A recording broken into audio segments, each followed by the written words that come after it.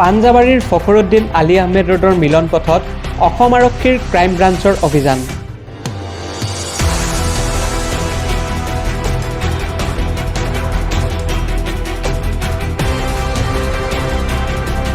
অভিযানত মহানগৰীত জাল নোট প্ৰস্তুতকাৰী এটি চক্ৰ ধৰা পৰে।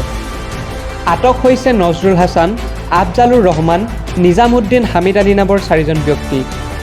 লগতে 10 লাখতকৈও অধিক জাল নোটৰ সৈতে উদ্ধাৰ হৈছে টকা বনোৱা এটি মেচিন। জানিব পৰা মতে সমগ্ৰ উত্তৰ পূবত জাল নোটৰ বেহা চলাইছিল এই চক্ৰটোৱে।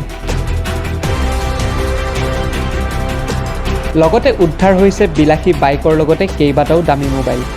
ভাড়াঘৰৰ পৰাই তেওঁলোকে দীৰ্ঘদিন ধৰি চলাই আহিছিল এই বেহা।